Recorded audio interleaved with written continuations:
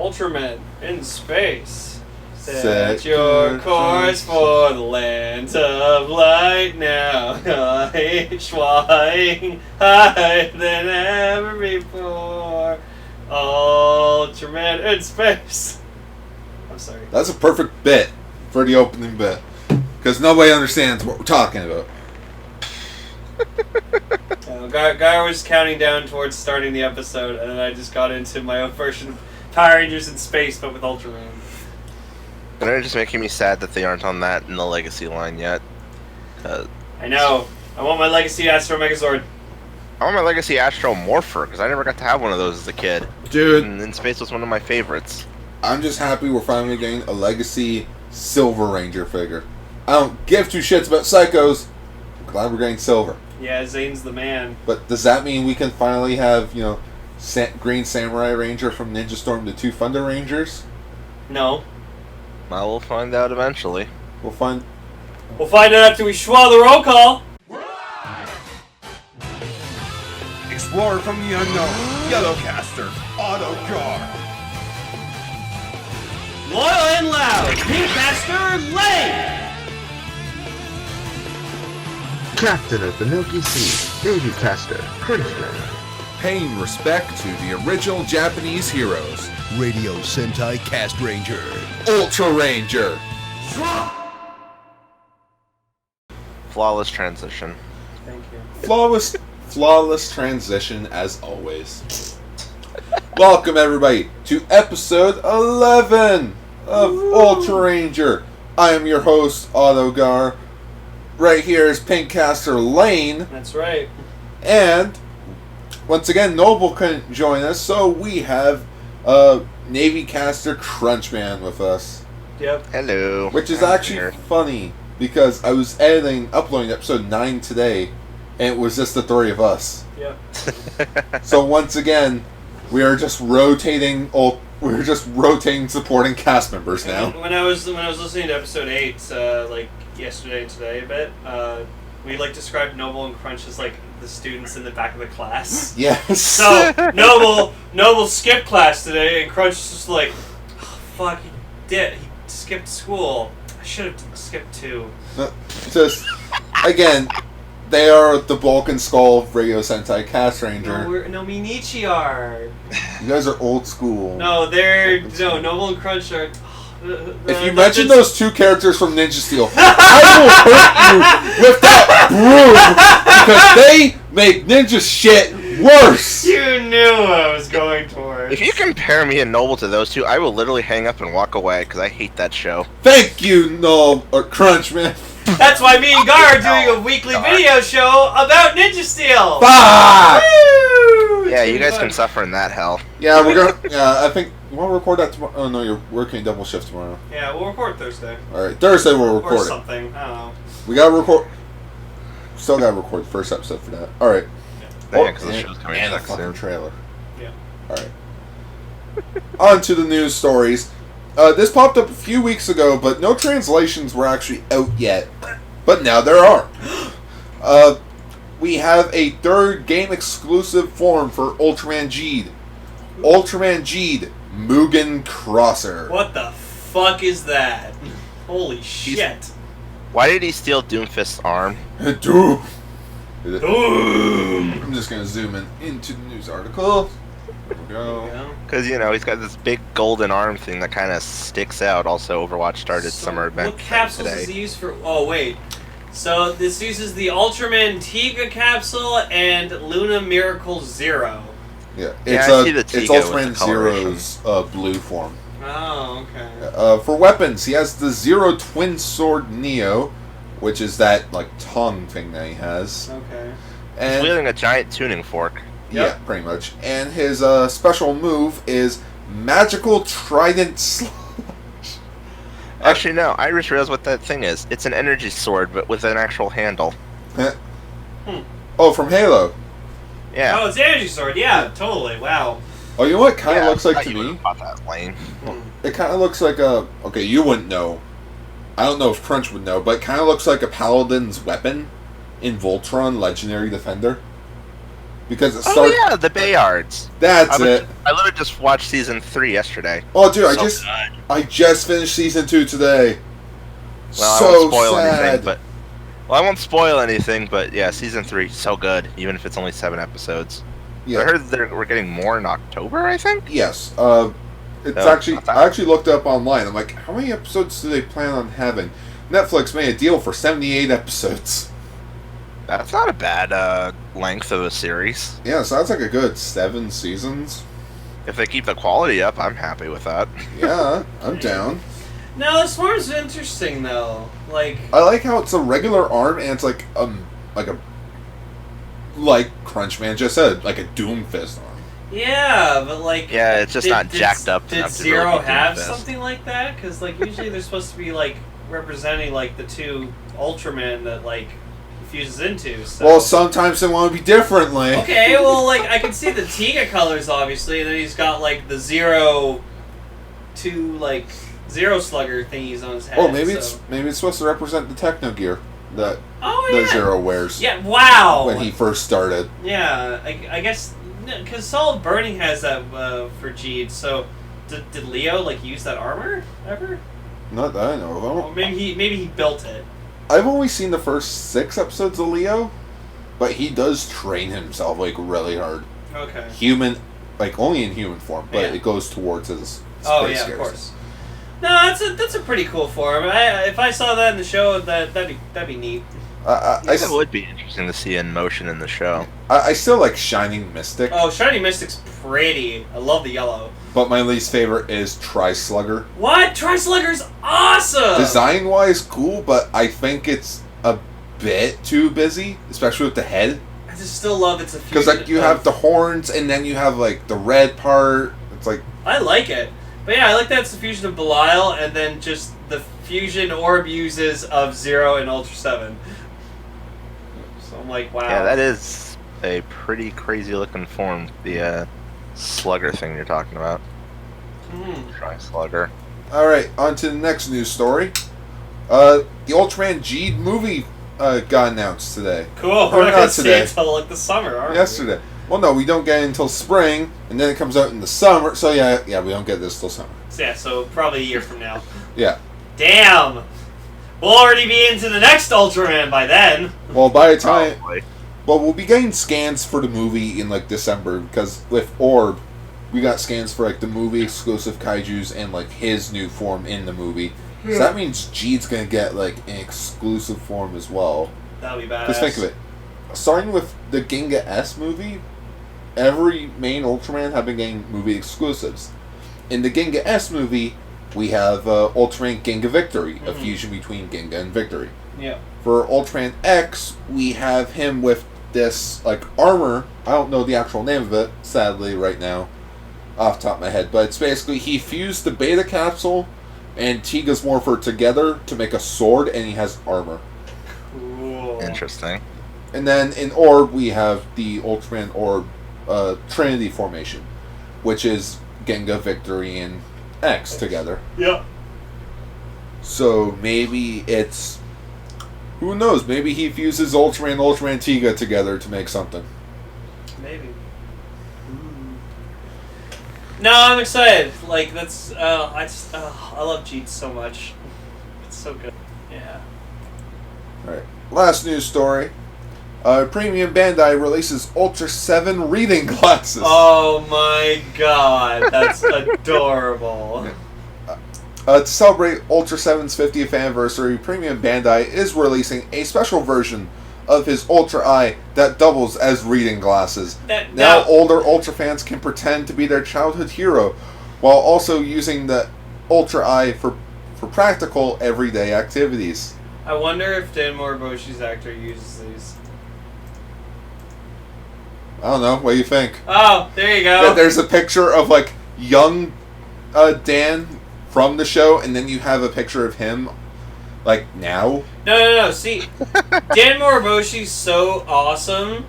You can't just call him Dan. You always have to call him Dan Moriboshi. It's like Roger Ebert. It's or not Rich Evans. You can't just call Rich Evans by just his first name. You have to call him Rich Evans. or Robert Downey Jr. Yeah.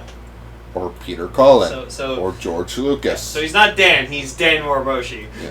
Or whatever his actor's name is. No. I feel so horrible that we're calling him by his character name. No. Dan Moriboshi as Dan Moriboshi. The Ultra Eye will see a general release in Ultra Shops in January 2018, but customers who pre-order it now from Premium Bandai will get the exclusive strap that comes with it, which is like the Ultra Eye logo. The glasses will cost 6,480 yen, tax included. Some guy, some otaku, will just get that for his grandfather who, grew up on Ultra 7. Grandpa, I got you some reading glasses! Oh! Ultra 7! Just transforms. I would buy them, wait a good 50 years if I'm still alive, and then use them. Let me see the script for my 50th project. It looks like shit. Nope. You break your glasses. Shit. Shwa. Ah.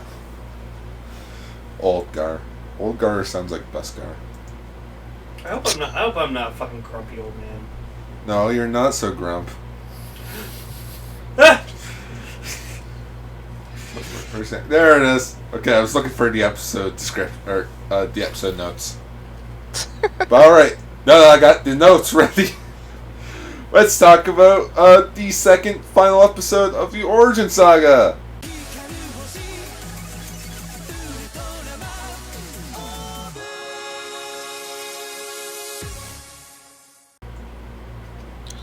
Man, stuff happened. Oh yeah, a lot of shit happened. Yeah, no, holy shit! This episode really surprised me. Also, me and Gar I noticed, and then I told Gar. So I was looking at Shohei, and he made this one expression, and he was looking concerned about something, and I was like, wait a minute, I know that face now, that looks familiar. So I wiki him. That's Gohan Red from Gohanger. Holy crap. Yeah, that's Sosuke. I didn't notice either. Yeah, because, he usually has, reddish spiky hair. Except in Gokaiger, I'm pretty sure he had black hair there. No, he always had... Wait, no. He's always had black hair, but it's always, in a shonen style. Where it's, it's poofy, it's spiky.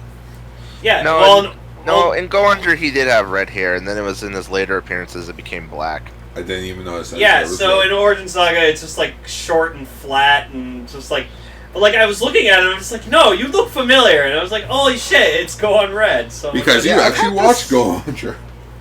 Yeah, I've had this feeling, the whole time I've watched him, it's he looks familiar, but I don't know why. Now that you mention it, oh yeah, it's totally him. Yeah, it's Sosuke. Yeah, he looks very familiar. Yep. And then we have Shinra, who's going to be, the cafe owner and build, so that's cool.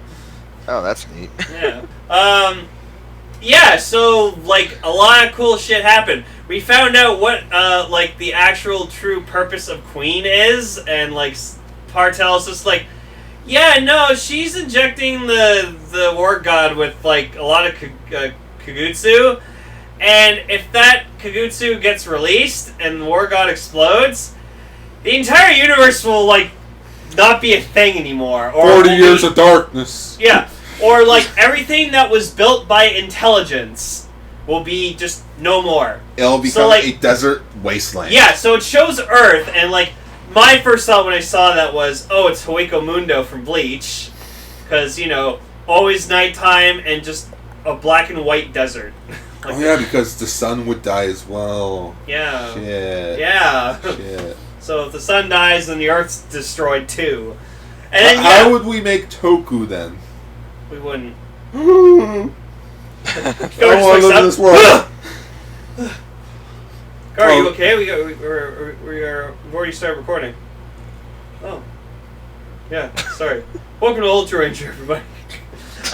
No, but then you, see, everyone's, zombies, and they're all covered in, sand and stuff, and then you see Psyche there, too, and he looks kind of like a zombie. And what's really freaky... ear flaps. No, yeah, no, it wasn't until, 3 episodes ago I finally noticed that, he had yeah, those, same ear here. flaps. I was like, Oh, those are his ears! It took you until... What episode 1 he was in. It took you until episode 9 to realize he has those ear things? Yeah! Yeah, same here. I'm actually gonna be honest. It's like I didn't realize until like a couple episodes ago. Oh, those are skin. Those were attached to his head. I thought they were just weird parts of his clothes. Yeah, like, oh, those are his ears! Yeah, based on the way that his shots were in like other episodes, it didn't look like that. But then it's like you see him outside in the sun. It's like, oh, holy shit, those are actually part of him. Yeah. Well, go figure. But then there's the freaky part where everyone on Earth saw that vision, and even like the news reporter was like, "Did you see that just now?" Yeah. Like, could you imagine if we saw that?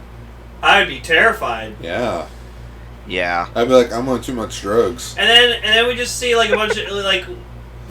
They during the recap we see like Gaia and a ghoul transforming again, and I just love to see Gaia just like take out his like henching device and just goes Gaia! I had to pull it back 2 times because I just thought it was really funny just seeing him like just belt out his name. Agony!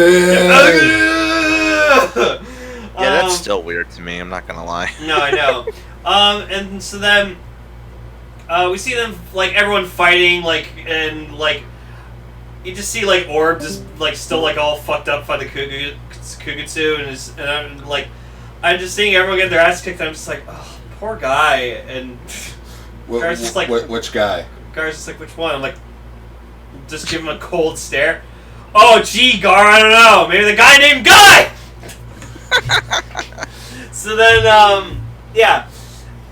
so then they realize like, oh shit, there's no fruit growing on the tree of life, so what are we gonna do? There was an underwater temple. Yeah, and they found like a shard of like a seed. So let's pull a Star Trek into darkness and shove the starship into the water.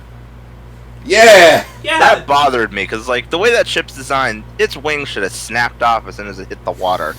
Whatever. It's a submarine too. So they go to the temple, they find the little seed shard, and then they like bring it back and they try to throw it into Amade, but it doesn't work obviously because she has so much Kugutsu in her body that she's like it's not going to do shit. So what's funny is instead of her forehead. They like flinged it into her forehead and then it just like came back out, and so that was surprising. But then Juggler he joins in the fight too, and like he grabs it and then like. Actually, like goes in front of Guy, slashes at him a couple times, in which Juggler's gotten really. Yeah, Juggler's gotten. Yeah, he literally like slaps him with his sword. Like he literally like fucking like slashes him with his sword as like a wake up call, and then like I guess Guy kind of has like a quick like flashback to like episode 0.5. Yeah, to when like they're about to go climb up the Warrior's Peak, and like Guy's just like. I hope you become the warrior. Well, no, it's more like he doubts himself getting it, so he's like, obviously you're gonna get chosen because you're the better one. And it's probably because of his doubts that Guy got chosen. You know what? There you go, buddy. Happy birthday. It kind of gives him the Orb Caliber. That's the Orb Caliber voice. There you go, buddy. I'm Ultraman Orb. If your weapons could speak. Kiva knows that seriously. Yeah, so then it like cuts back, and then Guy just like reverts back, and he just like I gotta give credit to Guy's actor for like really, acting fucking crazy and berserk. Well, to me, it's like cool. He's not really like trying to act berserk. He's trying to act like he's trying to keep everything together. Yeah, and like not destroy shit because he tried destroying some buildings. Fuck this tree. Fuck this rock. Fuck this window on this one building. I swear, like part of the time when he was stumbling around in his orb form, it looked like the suit actor made it look like he was about to puke. It's kind of funny. Well, a thing I really noticed in Orb's costume. Like, on Orb especially, was, like, that suit is really tight. Like, I could see, like, when I saw him, like, clenching, like, Orb's suit actor, like, clenching his fists or whatever, like, I could see, like, the veins on his hands, like go through the suit, and I was just like, wow. Well, So, it's like, spandex, so, yeah, so it's a really... clinging. Yeah. I think that's why like all the Ultraman suits, they all have like those like big like flap things on the back, because like that's what the zipper is obviously for the suit. But I think it's so like they have a bit more air to breathe in. Well, that and that's where the light switch is. Oh, is it? Yeah, because their eyes aren't really like that light. They're actually lights to light up the eyes. Yeah. Oh wow. Yeah, because in the behind the scenes of the Ultraman Mabius movie, where he teams up with the other Ultraman, you see Ultraman jump off screen, lays on mat, actor says cut, and like somebody in the back turns off the lights. Yeah, like that'd be. I've always been interested in see like how the suit actor sees in those like suits. Like I'm in like Decade's the only one that I've ever been able to see. Crunch? Yeah, because okay, you're still there. Never done that before. Yeah. I remember those net movies for Decade. Okay, I was like, off Discord, seriously. I keep hearing it Darth go Matt off. Discord. yeah, it was bugging out on me earlier too. Muting channel. So then Juggler decides like, oh, I'm gonna go fight the Queen by myself or whatever like that. And like, what's really funny is, like, Sorry, I thought that was muted. what's the chick's name? Like the canon chick? Rika? Yeah, Rika? Okay, yeah, so she's like, oh, we can fight too, and tries like hitting Queen with her beam. But then they don't see the other bells that's there that's just charging up a fucking attack and fires it at them, and then they start crashing. And then we get this actual really emotional scene where like I was actually tearing up a bit because that was so wonderful. So yeah, then we get this really like emotional scene of like Bells, like the last surviving Beelzebub fires. well, there were two of them actually. No, Gaia killed it. No, There's but like only when one left. Juggler was trying to fight Queen, there were two that fired a beam, like an attack. There were still two? Yeah, there were two. But yeah, they fire at the ship and then it starts crashing, and she's like, "Oh, I wish I don't have the strength to pull up or whatever like that." Miko, join me. Okay. Literally, just Yeah, that was kind of weird and cheesy. Well, no, it's like an inner thing with her where it was like she could see her there even though she wasn't actually there.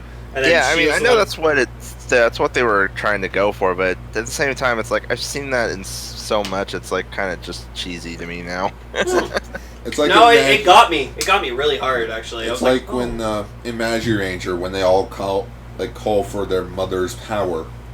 Like their mother joined them in their final strike against the first general. Oh yeah, you see like the She's giant. just dead the whole show. Kidnapped. Oh, was kidnapped? Yeah, it turns out she didn't die. She was kidnapped the whole time. Oh, great. Did you never watch the end of Magiranger? I only watched like the episodes we watched. Yeah, she was only kidnapped. We don't talk about Magic March. Yeah, we don't like to mention Magic March.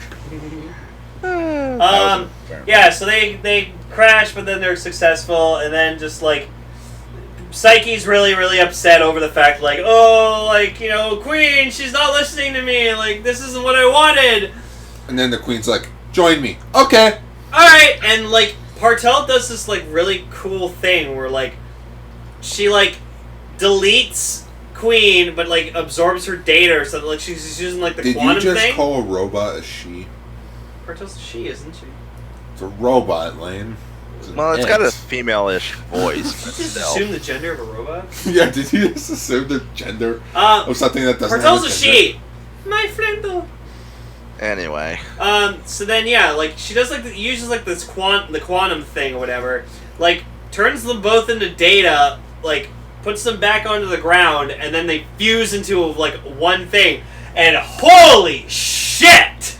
No, here's what Partel does. She takes both of them and then plays polymerization. Because the frickin' effect of them fusing is the same spinning effect they use in Yu-Gi-Oh! For that card. And I could just imagine Partel just like holding an orb ring. Queen Beelzebub!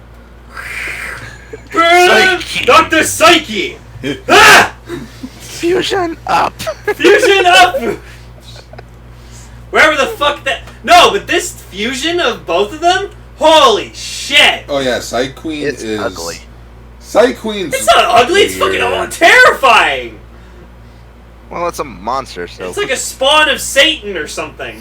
Well, it's a monster, so it's supposed to be ugly. Well, yeah. But yeah, it's freaky. There's cool ugly. Did you just take a line from my book, being like,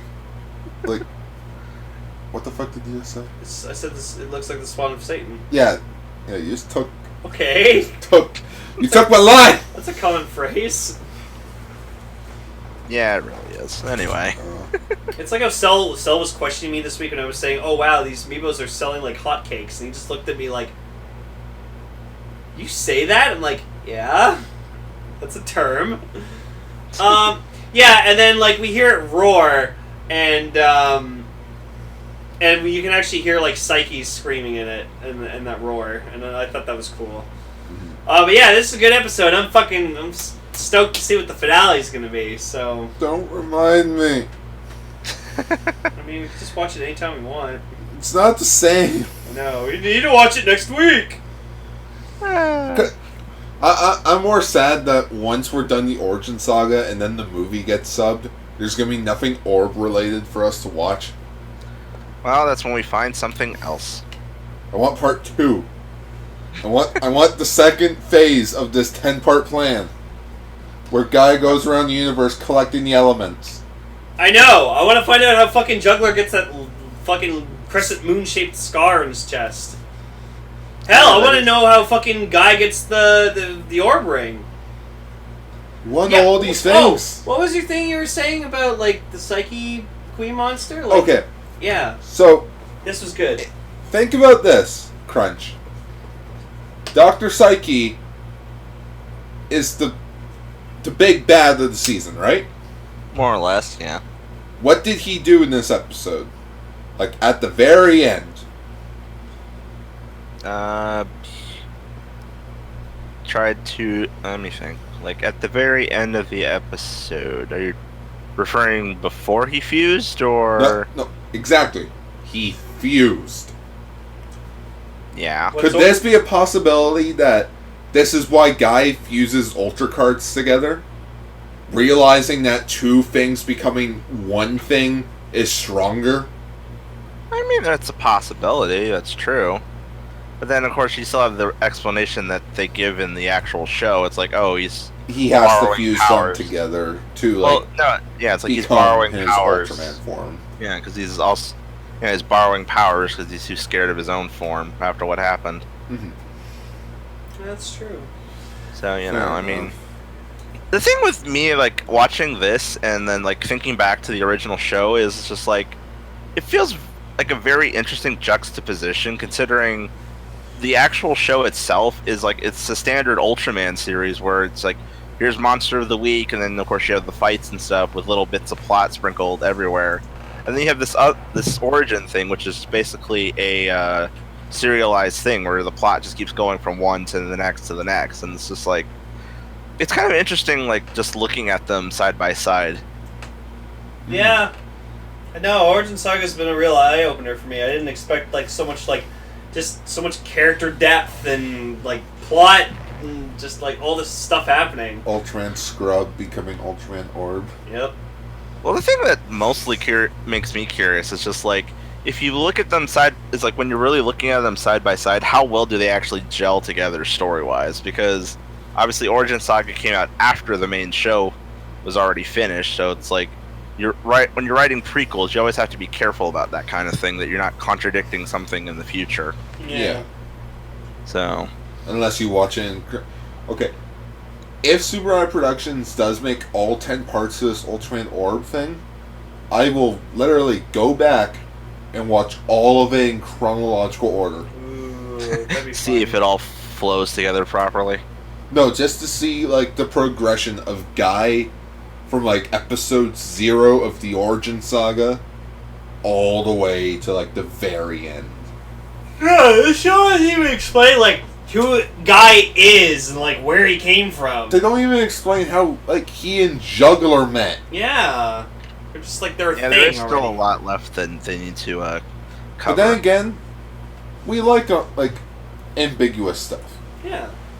It's like, it leaves mystery. It lets people come back to things that you need to question. Mm-hmm. Unless they're stupidly inconsistent, like Energems and Dino Charge. That still pisses me off. Oh, where they like never explain where they came from? Where they came from, how their power sets work exactly, why are they using batteries if they're carrying the gems around with them anyway, blah blah blah. Let's move on. All 10 together and you make a time hole. Yeah, let's not bring that bullshit up. What? Anyways, shall we move on to Jidal? Oh yeah. Sounds good to me.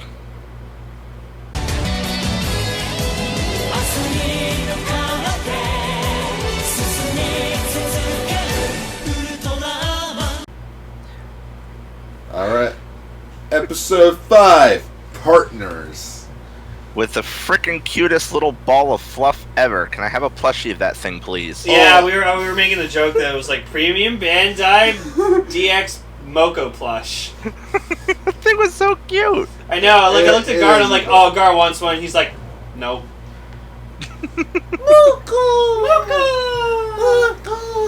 I actually tried to see if there was actual like creature, like or you know it was like just based off something else. No, this is his first appearance ever. No, you know what was? You know, an ongoing thing at the beginning of the episode that had nothing to do. The shark whale? Yeah. Or the whale shark? Shark whale. Oh, it was shark whale? Okay. Yeah, yeah, that was a fucking cute little thing though.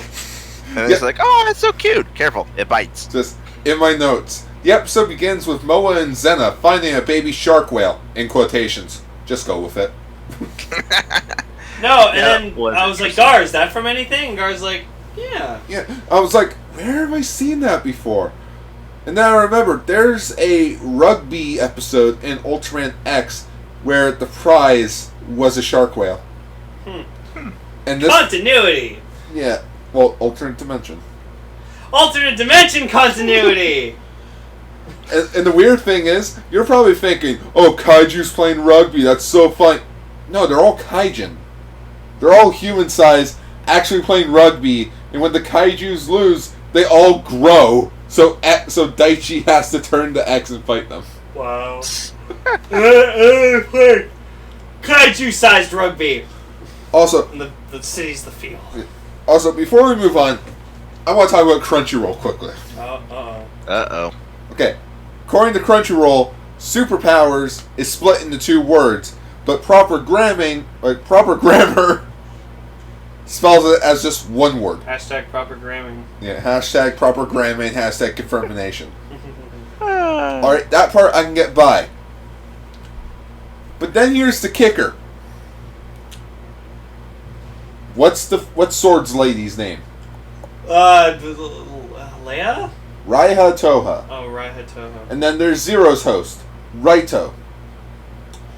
Not anymore. Apparently they're called Laito and Laiha. Probably some inconsistent translations.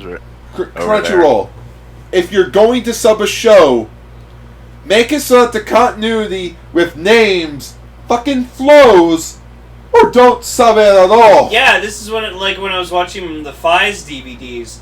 For like the first 15 episodes, I didn't know what character was who. Because they kept changing their names. Oh, his name's Takumi? Oh, okay. What do you think it was? Hayden? Maybe. God, it's so confusing. But just, Yeah, no. this is worse than the Ultraman X legal subs on Crunchyroll, where some of the episode subs are like a few seconds behind. You think a site like Crunchyroll would get shit right? I don't know. It'd also just be different people working on it at that time, Yeah, and so they're the Ultraman department. They're very underappreciated. Like they're not as cool as the other Crunchyroll people. So they're just like the higher ups are just like, you're just lucky we're letting you sub Ultraman, and they're like, we'll show him. We'll show him that Ultraman's the greatest thing on Crunchyroll. I'm sorry that I have to play this clip, but Stupid! You're so stupid! it's honestly not really that big of a thing. I mean, it's weird, yes, I will say that. But then again, you're talking about a specific thing involving R's and L's, and we both know how Japan is with those letters. light, right, Kururu, Kululu. Yeah. No, that's the actual proper spelling, Kululu. But when he first came in, and for the first 7 mangas, translated for Sergeant Frog, he was known as Kururu, and then it became Kululu. It's like, fuck's sakes. Yeah. Yeah, which that just leads me to believe that it's probably whoever did the first few episodes sees them doing it one way, and then someone else may have done the other ones and did it the other way, and then nobody thought to just look between them and make sure that it was consistent. So nobody thought a good Google search would help. I mean, it's silly, but at the same time, I'm just like, so what? Moving on. So the main episode, part of this focus of this episode is this really adorable cat thing or dog. Well, Moko. Moko. It's a cat. Well, according to Moa, it is a Luna. Yeah. In which this Luna is these creatures aren't from Earth. No. They are from space. Yes. I gathered that. Yes. Oh yeah. Gee, an ultimate thing that's from space? What are the odds? No. It's a day that ends in Y. But no, so we get the episode focuses around this guy who's a comedian, and recently he has the ability to heal people, but we find out later that it's Moko it's the star child, the little star. Yeah, the little star. Sorry, and not the guy. That guy was obnoxious as hell. I hated him. No, by the way, his name is Arya Takashi, and his puns are worse than Kyoryu Blues. No, Kyoryu Blues look like a fucking hilarious compared to this guy's. Yeah, I didn't understand these puns. It was kind of funny with Kyoryu Blue because in one of my favorite puns that he made in in Kyoryuger was in Superhero Tyson Z, where he made a pun about Wizard. Daigo he literally gets a shiver. Yeah, I remember chills that go up joke. his spine just from hearing that pun. Well, and it's hilarious. Well, and also in the that crossover with Blue Buster, Go Busters, he made a pun with Blue Buster, and Blue Buster's like, I got that! I got it! Because I'm old! Yeah, that was funny. Flying monkeys. I don't get it. I do. I got monkeys. I got that reference. No, I find it hilarious because Raya and Riku are trying to find alright, we gotta find these people with little stars. Raya's on a computer where Riku's like, oh, we'll just turn on the TV. We'll just watch the news. It's like. Also, they want to get a bike for shopping, and that was last week's episode. No, it wasn't. Yeah, it was. That was this week's. No, that was last week. Last week. Oh. Remember? Where the heck were you last week? He bailed during the feature topic, and the episode turned into Ridertown Radio. Yeah, that was a weird episode. I'm so sorry. I won't do that again, I promise. Yeah, you even came in, you were like, oh, so how'd the rest of the episode go? And I was like, it went to shit. That's the thing you tell the audience. Oh, I can't wait to hear the recording of that. No, I swore that was this week's episode. Anyways. No. Okay. That was last We have a bike. They didn't get a basket in it because Riku's an idiot. Shit, now we're back at square one. We don't have a bike. So, Kaizen author. Okay, so then we get the debut of Acro Smasher, which is a combination of I got this Ultraman Hikari, who developed the Ultra Capsules, and Ultraman Cosmos. Wrong. I'm joking. Yeah, you're right. And Acro Smasher is pretty. Just so much blue. My notes for Acro Smasher. Ultraman G'd Acro Smasher. ... Majestic as fuck. Yeah, no, it's very blue, very pretty. My favorite part of that suit is just the nice blue he has on the top of his head. Ichi was in the room when we were watching the episode. And even he looked over and he was just like, okay, that's cool. I'm like, yeah. the gasp. Ichi said something nice about Ultraman. What universe are we in? I know. That's why I like try like every time he's like, oh, these designs look the same. I'm like, no, you can tell between different Ultramen. It's like the first like 3 like Jack, Zoffi, and Ultraman. They all look the fucking same almost. Well, no. Jack has his own different has his own. Well, design. then Zoffi and Ultraman. Yeah, it's only the star medals that like were different on Zoffi. Yeah. But yeah, so as you come to expect, Acro Smasher, like, you know, we know from the Origin Saga that Cosmos is the hippie Ultraman, so, like, he tries to, like... So, what was the monster that they fought this week? Okay, so according to the Ultra Wiki, it's Astron, but there's a silent R in there.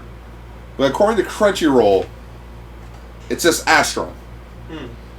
And I looked up the Japanese, like, because, like, there's the name of the kaiju, then how you spell it in kanji, and then how you pronounce it in Japanese. There's no R. So it's like, why even have an R in there? Did you say it was a recoloring as well of another monster? I thought... Okay, at first I thought it was Gomez, but then, yeah, it was Astron, in which Astrons have appeared in the gray color that was in this episode, but there are also brown ones. Okay. But, no, yeah, Astron. First appearance was in Return of Ultraman Episode 1, All Monsters Attack, that debuted April 2nd, 1971. I wish they'd bring back Jiris. I miss Jiris. Oh, I miss Jiris too. That fucking Godzilla bootleg motherfucker. We'll get to him later. But no, yeah, I want... Acro Smasher might be my newest favorite form. At first, I thought it was solid burning, but here's the thing that I like about Jeed's designs. Unlike with Orb, where like his fusions were like really kit bash. Yeah. These are they're unique. Yeah. They're not trying to force two forms together. You can see like what the Ultraman like the form's based off of in the designs. But it still looks like something just unique that G would have. It's like... Yeah. Like, Jeed Primitive. He's like an animal. Yeah. Solid burning. He's like... Let's face it, he's like Iron Man. Yeah. He's armor. And then you have Acro Smasher, who's like... I want to say a ballerina because of just how, like, elegant he is. I would say he could be more like a... one of those... choreographed swimmer types from the way he moves. Oh, like a synchronized swimmer? Yeah, that. There you go. Especially when they had the one shot where like he jumps over Astron and like you just see him flipping through the air all graceful and shit. He's a skater. Oh, figure skater. There you go. He's like a figure skater. Figure skater. Everything has to be to a key. And he actually even tries to do the thing that like Cosmos would do, like try to tame the beast, calm it down. And he succeeded. Yeah, it literally fucked off and buried itself back underground. Because at first Jeed was just gonna kill it, but then Pega's like, those are gasoline tanks over there. If you hit it, the whole entire city's gone. Yeah, it's like yeah, shit. That was interesting. And shockingly, go ahead. One other interesting thing from this fight that I thought was kind of goofy, though, was like at one point he pulls out like Hikari's light sword thing and like slashes Astron across the horn, but then the horn doesn't fall off, and it's like, wow, that's just silly looking. Hey, why can't I use my lightsaber? Beam sword.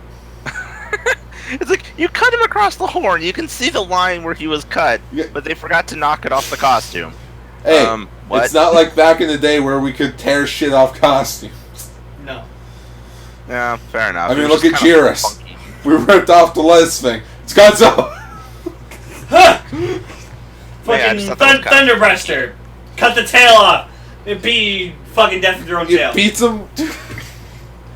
That's still hilarious. Yeah. And brutal. But no, I'd still say Jeed Primitive is still my favorite Jeed form, but Acro Smasher is like really close underneath, so just below it. So it's fucking beautiful. Mine is definitely Acro Smasher because all the blue.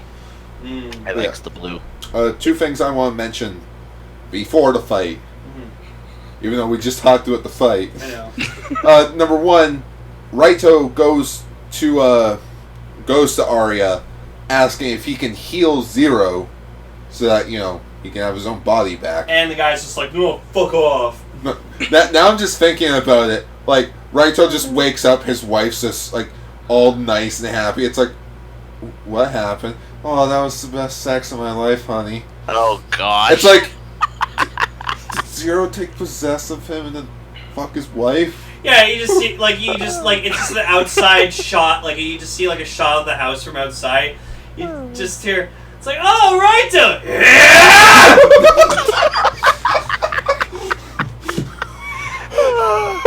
Because I feel like Zero would be, too, I don't think he would do that. He's too much of a stand-up guy for that. Honey, did you put on a condom? What's a condom? Wait, where's your condom? The fuck's a condom? Oh, jeez. You said you were wearing protection. I was wearing my armor. I was wearing my Zero Sluggers. I was wearing my techno gear. Yes. Oh, gosh. Yeah, I could just see that. Just you know what? That's the title of the episode. Zero fucked up. Oh, jeez. No, I love just how everything is with just with Raito and Zero. Just they're so fun. They're fun together. Cause it just seems like Raito's just accepted the fact. Well, I got an Ultraman living inside me. Just gotta make the best of it. Yeah, there was some he's pretty totally fine. Yeah, there was some pretty good back and forth with Zero and Riku, where it's he keeps switching in and out of control of Raito. Zero. So shh. Yeah, exactly. It's just he keeps saying stuff and it's stop being so casual or whatever. And I mean, yeah, and then we get more Moa in the episode, which I was happy about because I fucking love Moa. She's my waifu. She's my ultra waifu. She's so fucking annoying. No, I beg to differ. She was okay this episode. And we got a shot of where she went to go visit. Oh no! There was also one more thing that I wanted to mention. Yeah. And that was Moko, the little alien. Yeah. Had the little star. Yeah. No, that's what you're saying. He had the little star. But no, there's a shot where we see Moa trying to go up to the guy or whatever that to get Moko, but we see a shot where it's you see her legs and then just the camera's where right underneath between her legs, and I'm just just pan the camera up a little bit, please. Now I'm just thinking about the scene from The Graduate, where the woman's trying to seduce Dustin Hoffman. Yeah, Dustin Hoffman. Mrs. No, you're trying to seduce me. Yeah. He used that in Simpsons too. Mr. Bergstrom. Oh god. That's Dustin Hoffman. Wait, it's Krabappel, you're trying to seduce me. But no, it's what is this thing, Moa? Yeah, what is the thing? What is it? What is it? It's a dog. Yeah, that was funny. Just. And again, my notes is Moko is a dog. Wait, you're from the Department of... You work for the Department of Health? I thought you sold insurance. Yeah! Department of Health sales insurance. Riku's just looking at her what? Yeah, that facade is going to fall apart real fast. At this point, you might as well just tell them, I'm an alien hunter. Okay? I'm an alien hunter. Yeah. She's an MIB. Also, we saw another Dawnshine item. I forgot what it was. CD? Oh yeah, it was a CD, so it's probably the soundtrack to the show. I want all the Dawnshine. I know you do. What was that? I somehow missed that one. I think it was at the beginning of the episode. I think Gar would be happy if there was just a Dawnshine vinyl figure.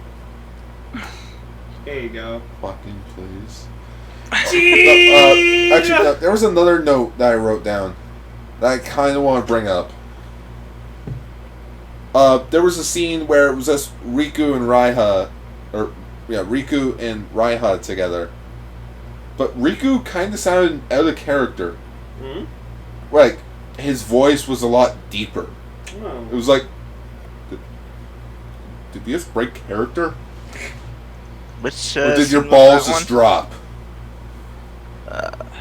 What were they talking about that scene? I'm trying to remember. It was the scene where they're going over the detail of the comedian, his every time he had a when they were on partner, the he walked. bridge. Okay. Yeah. Also, I didn't notice that. Also, Riku's a really tall guy. Yeah, I was Holy noticing, like, shit, is he tall? Raiha is really short. No, yeah.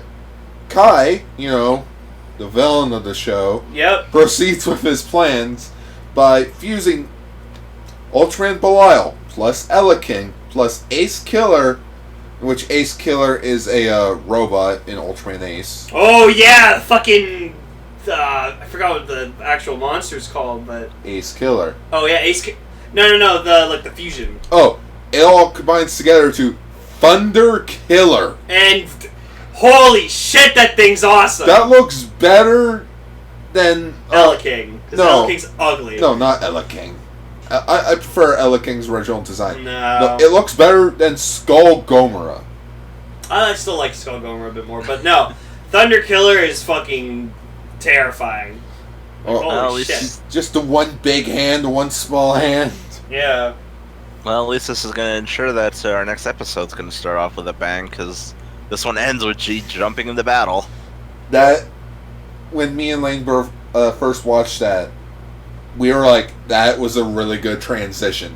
He jumps into Nebula House, and then he ends up on the scene already as Ultraman G. Oh yeah, no, that took me. So I was like, whoa. It's like, whoa. That's cool. Because it just flowed. It was like, whoa. That's what we call good editing. Oh, there's the vinyl figure Thunder Killer. Oh, it looks so cool. That is cool. Jesus Christ. But yeah, no, this was a good episode. Really good episode. Acro Smasher. Mwah. Schwa. And then episode 6, we see that Zero is gonna fight again. Cool. Because in the magazine scans for August, we get to see that, he becomes Beyond. I've come to really respect Zero a lot as an Ultraman. He's fucking cool. To think he's now a senpai. He is now a senpai. It's like when I made a mention in the first Zero movie where it was like, wow, Moebius is a senpai. He was the youngest Ultraman at the time. Now it's Jeed, I guess. Again, I find it hilarious. There's gonna be someone that finds Kamen Rider Forza, be like, you're 5 years younger than me. Yeah, and Well, that's assuming that's in the timeline before Gentaro throws the thing into lava. That was the most badass thing I've ever seen in Rider ever. Technically, that was set 5 years after Forza ended, so that would have happened 2013, 2014, 2015, 2016, 2017. Yeah, there better be an explanation this year. No, I love. Yeah, they're not going. I'm sorry, I just gotta get into this really quickly. Just when Gentaro goes to the past to see Gentaro to get his belt, and just past Gentaro's face, just he had the perfect reaction of if you saw yourself from the future. No, just seeing yourself. Yeah, and you're just you'd freak out because you wouldn't know what the fuck to do. It's like in Back to the Future 2 when fucking Jennifer sees Jennifer. No, nothing beats the joke. I can't believe I'm saying this. In The Big Bang Theory season 3, where we have the flashback episode about how Sheldon and Leonard become friends, and they write in a contract saying, all right, if we ever discover time travel, we'll travel back in time to this exact moment. They just look around for a few minutes. Well, that's a big disappointment. That's pretty clever. When the show was funny. Now the show just sucks. Now everyone's married. Exactly. It's because the show started off with just nerds being nerds. Now they all got chicks. It's what's the point of the show anymore? Yeah, now they're all married or having children. The fuck? Hell, Sheldon's proposed to Amy. Anyways, Ultra Capsule Navi, episode 5. Ultra. I don't cut for that line. No, you just go straight into. No, that wasn't my. That was me going. Ha! But no, the Ultra Hero is Ultraman Hikari, and it's just Ultraman Hikari, the creator of the Ultra Capsules. Yeah, not gimmicks, Ultra Capsules. Nothing will beat that cutaway joke of just in stupid Mario Brothers. Why do we always fight with lightsaber beam swords? Beam swords. And then we also get introduced to our kaiju of the week, Astron. Yeah. In 1971, he has the Magma Ray. Yeah, he's 60 meters tall, so he's 10 meters taller than Hikari, but 10,000 pounds lighter than him. No, yeah, for some reason the Ultra beings are fucking, like, they're heavier than the kaiju. It's super weird. Yeah, because, you know, the Ultraman can literally pick up kaijus and toss them. Kaiju pick up and toss them. For being warriors of light, you'd think Ultraman would weigh less. Just zero. They're pretty gravity. powerful, to be honest. Then again, when you're in space, where there is no gravity, They could be frickin' titans, where they're like super strong and stuff, but then like you could kick their heads around without any problem. Schwa. Oh my gosh! All right.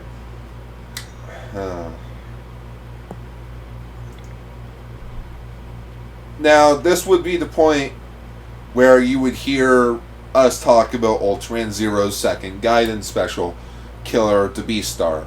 Well, guess what? Well, no, Lane, we're doing it serious. No funny. We're going serious for this.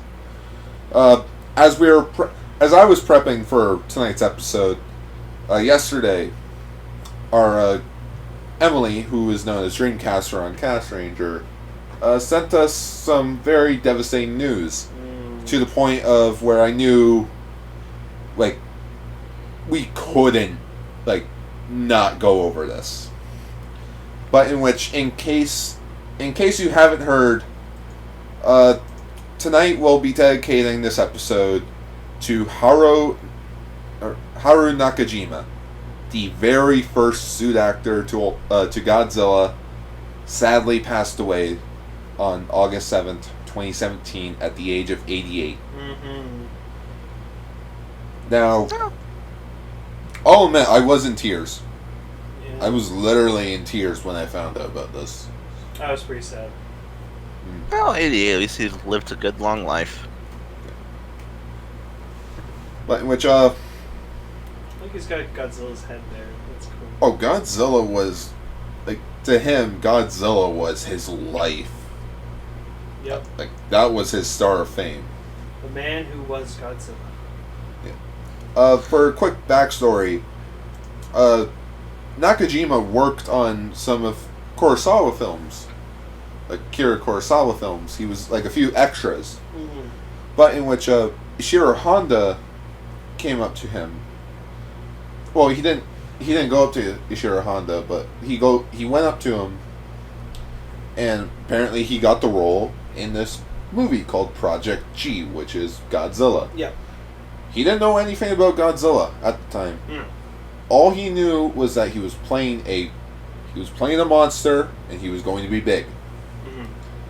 So he spent 10 days at the zoo, just examining like big animals, like elephants, bears, gorillas, like giant creatures.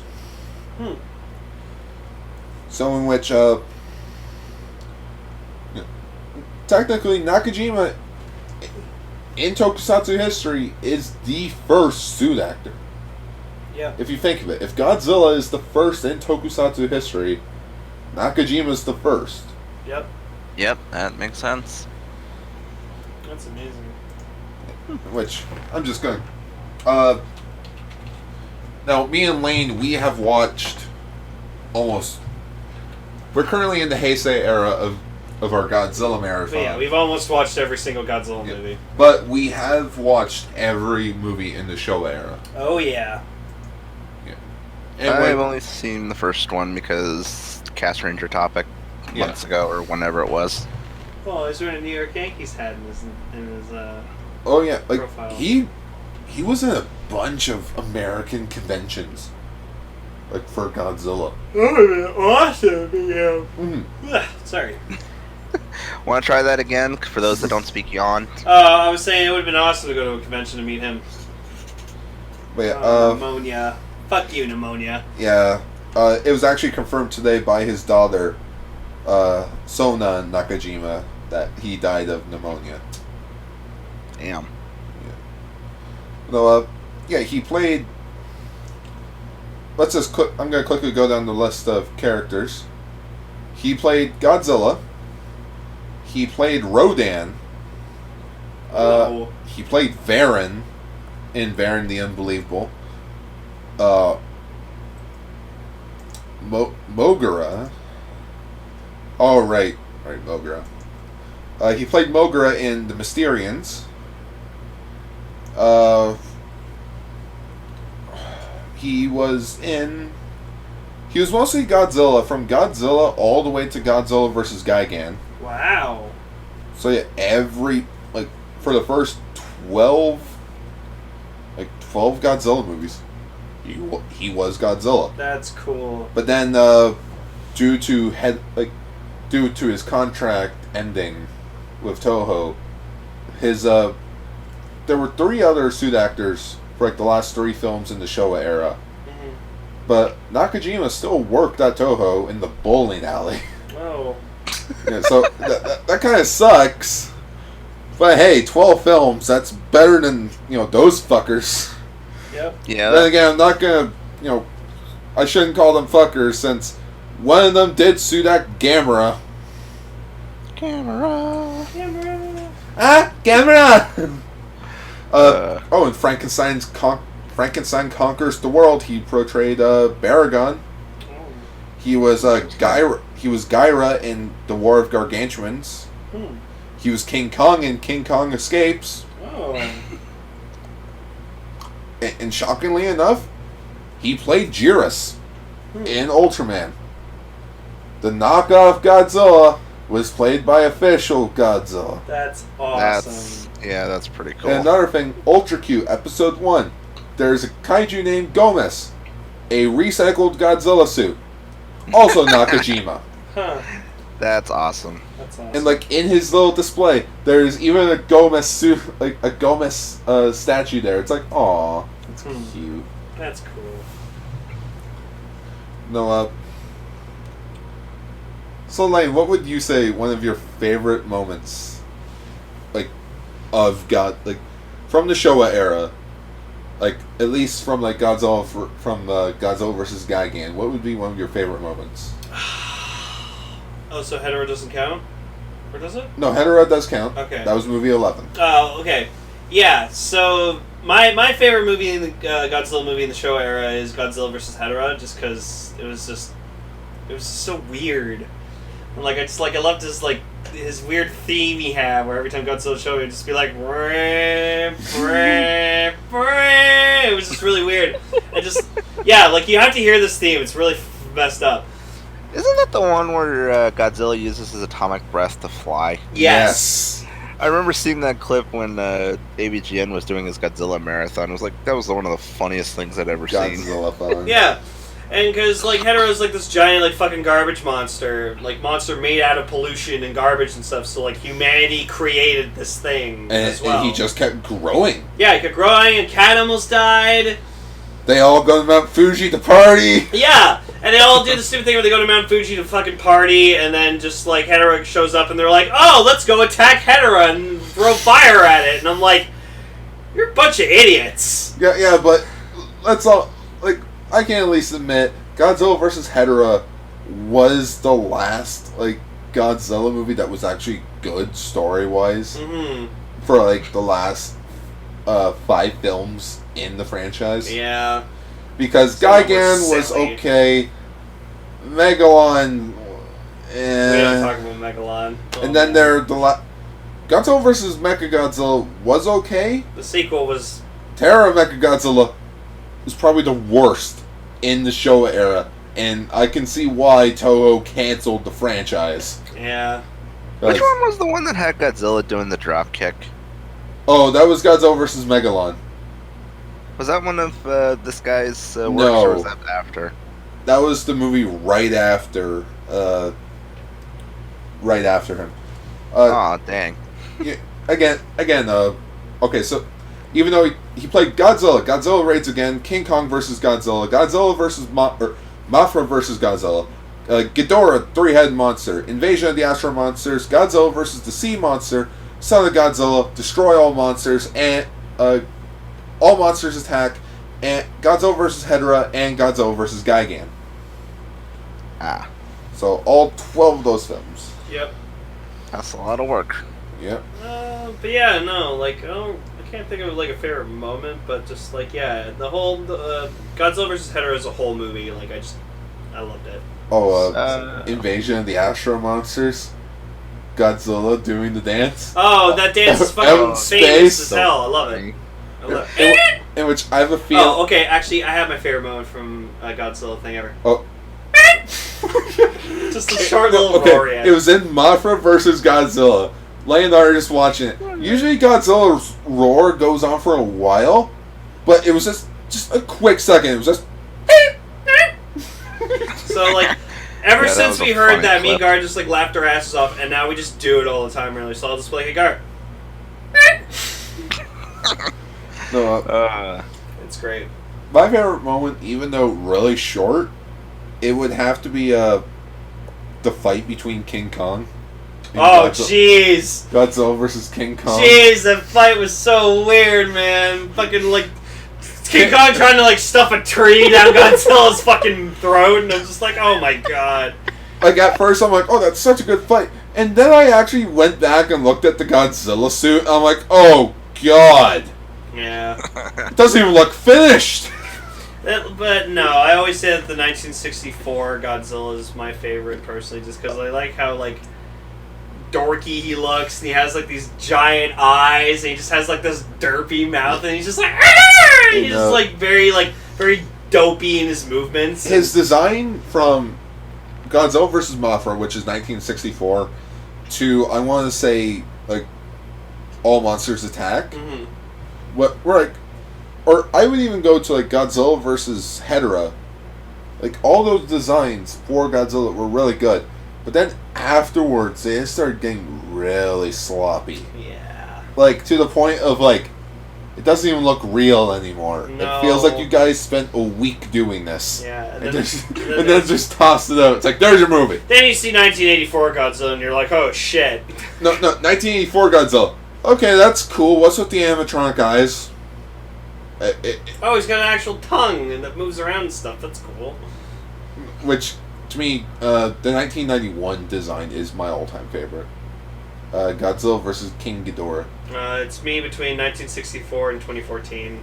Like, I agree with Sel. I love just how fat he is. But I will admit, like, the original Godzilla movie in 1954, it's on its own pedestal. Oh yeah, no, it's fucking like, great.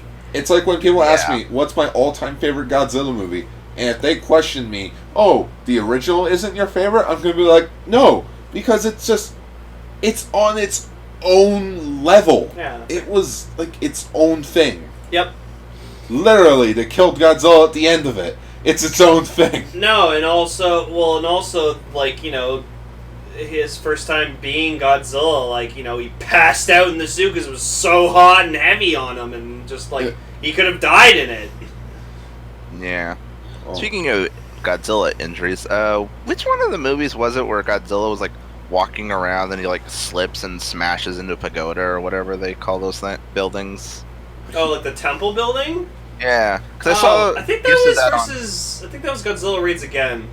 Because I saw the gifs of that on Tumblr, and there's like this whole description of how like apparently shooting that scene was like cursed or something, because every time they tried to do it, something would go wrong. Oh. Could it be Godzilla Raids Again? I don't. Yeah, because I remember like he was fighting Anguirus, and like he like ran into a building or something. I kind of remember that.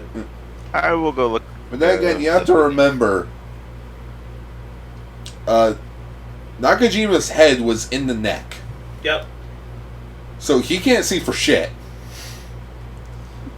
Yeah, that must have been crazy to try and work in there. Where is it? That is actually on my bucket list, to be in a Godzilla suit. Oh my god. What the hell? Oh, it's from the Barkley commercials, where he fought NBA star. Charles Barkley? Yeah, Charles Barkley. What the fuck? And he like puts on a thing of sunglasses. Yeah, it's from the commercials. And apparently he's drinking a can of Dr. Pepper too. Okay. So in 1980, in Return of Godzilla, when it was brought over here, Dr. Pepper, like basically funded the American scenes, so that there's American footage with the 1984 movie, which is sadly not on Blu-ray, but the original Japanese version is, because yay! Oh, also when Godzilla fought alongside Jet Jaguar. I fucking love Jet Jaguar. That was after Nakajima. I know, but still. Jet Jaguar's awesome. You know what I'll never forget? Godzilla tossing rocks. Oh yeah, no. Like me and Gar will always be pissed off. Like it's like there was actually a moment when we were watching a movie and I'm just like man, this whole movie it's almost done. Godzilla hasn't thrown a rock yet. Immediately we just see Godzilla throw a rock. I'm like, oh, there we go, cool. I spoke too soon. That was the thing for Godzilla. He Especially wouldn't charge at the monster. He'll just whip a rock at it. Whip a rock. That was his thing.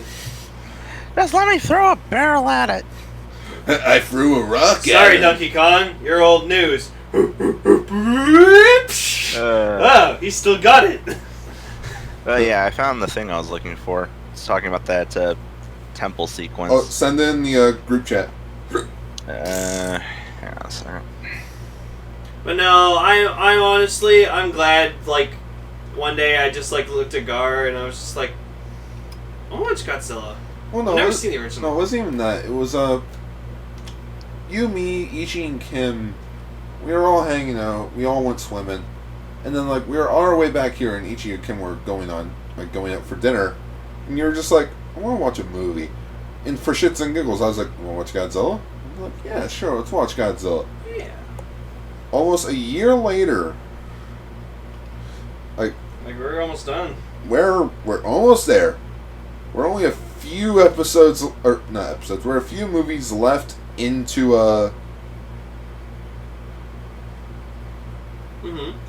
Oh, yeah, this is from Godzilla vs. Mothra. Oh, yeah. Yeah, just that whole paragraph of how things kept going wrong, the tech crew was messed up, and then him in the suit screwed up a couple spots or whatever. It's well, again, he's in the neck. He can't see. He's trying to grab onto something. But yeah, just reading through that, it's pretty. But then again, if it was an accident, why would they keep it in? Because you know why? Because probably Godzilla's a monster, but monsters make mistakes too. It's still a creature, so it can still fuck up. It wouldn't expect to see a little hole, a gap or something, and then just whoops, it just rammed itself into a building. It reminds me of that video that you showed me, the woman falling down the stairs. Just fuck. Oh fuck. Window up. But yeah, that is from Godzilla vs. Mothra that you just showed. Okay. But yeah, just this whole paragraph is interesting. It's it's the initial take. He slid into the structure, but did only minor damage, improvising on the spot. Nakajima reared his head back and roared in defiant rage. It was a nice try, but the shot was unacceptable. A second take was done, only this time the reverse happened with the technicians pulling the ropes, which just placed the support rods too soon, resulting in the building's collapse before the monster even touched it. I bet that would have looked hilarious on camera. Shit. Nakajima's trying to put it back. Shit. You know what? Fuck it. It's gone. And then the third take, he smashed into the building with such force that the upper lip of the costume became dislodged due to the latex skin being loosened from its base, an altogether not unwelcome development that would remain throughout portions of the filming, although never oddly utilized again in later films. He then began clawing away as the support beams were again pulled. The building collapsed, but since he was blind in the suit, he found himself flailing at empty air. Temporarily losing his balance, he desperately reached out with his left hand on the remaining part of the structure, then stabilized himself. It was a close but acceptable take, and this is apparently a quote from Peter H. Brothers' It's a Beautiful Thing. Huh. I don't know what that is, but I'm guessing it's some kind of book talking about Godzilla. Here's a fun little fact. Nakajima was born on January 1st. He was a New Year baby. Yeah. You know. But yeah, no, Godzilla's a very fantastic franchise. I'm very glad, like, I did marathon, like, the James Rolfe's Monster Madness, like, years ago, and I was always fascinated by just, like, the concept of Godzilla and just, like, what he is, and I was like, this is cool, like, you know what, like, because I was, like, a teenager, like, when I watched Monster Madness, like, probably, like, 17, 18, and I was like, I'm not going to watch these now, but I'll watch them when I'm older, when I'm more mature, and, like, you know, I can really, like, you know, respect them. Mm-hmm. And not just, like, watch them and then forget about them. And then, like, you and me, we've just been watching them. Even if we do get Shin Godzilla, we're going to have to watch the rest of them before we get up to it. Oh, yeah, of course. No, that means Shin Godzilla's the last one I want to watch. That means we have to, just we have dust through them. We have to find the perfect sub in Final Wars. Oh, yeah, we have to find the perfect... I want to hear that guy speak English while everyone else is speaking Japanese. Yeah. That was the thing. I know you can do it, Gar. That's the thing with Godzilla Vember that happened last year. We talked about Final Wars. We found a copy where everybody was dubbed, like, was in Japanese, including the American. But it's like, alright. And we found the dub. We watched a bit of it, but we were like, no. It's not the same. So, chances are I'm probably going to have to buy Final Wars. Okay, that's fine. With Tokyo SOS, because it's like a 2-pack. Yeah. That's fine. Oh, yeah, I watched Final Wars fully dubbed. That was funny. Mm-hmm. No, that was a fucking awesome movie. But, oh, yeah. I made a blog about, like, the passing of Nakajima. Mm-hmm. In which I had this to say. Thank you, Mr. Nakajima, for playing one of the most iconic characters in film history. I know a lot of people don't give suit actors the real credit they deserve, but you deserve it. Oh, yeah. Oh, yeah, definitely. Definitely. Because as the saying goes, or not really a saying, but as, like, the Toku fandom knows, these shows can't be what they are without the suit actors. No, they're the real heroes. Yeah, especially with considering, like, suit actors tend to throw their own flair into things. I mean, heck, I was watching Deshinta, he was reviewing Kamen Rider Double recently, and, like, one of the sequences is just, like, completely goofy nonsense with Double. I mean, but it's like, it comes off so well just because the guy in the suit plays it so well. And then even Shinta's like, I think it's like Seiji Takaiwa that did that one. It's like, he's a national treasure. I was like, yeah, for pulling off that sequence. And just in general. Yep. But yes, thank you Nakajima for everything that you've done and brought to us. And thank you Eiji Tsuburaya for bringing us such an amazing character that, like, we all love so much. So, and with that, I think Nakajima was, like, one of the last people, like, still alive from the original crew. From the original crew. Yep. Because Tsuburaya is dead. Yeah, of course. He's been dead for a while. Yeah. Mr. Honda, the director of the film, has passed away since the 80s. Mm-hmm. Most of the cast is dead. Yeah. I think there's, like, one member left still. Okay. According to the internet, Tezuka is still alive at, like, 100. Wow. In which I just want to say, is he, or is somebody just not updated his internet page? I don't know. The world may never know. Yeah. Anyways, Gar, I think that's should be it. Yep. Alright, thank you for listening to episode 11 of Ultraranger. What did we name? Oh yeah, Zero fucked up. Yep. I don't know if we should put that title up on YouTube because as the F-bomb I have in it. No idea. I'll figure something out with Zero. It's either that or I'll just censor out the F, like the fuck to, like, the @ sign. And hopefully people will get it. It's like 0 F @ K Cade. Oh.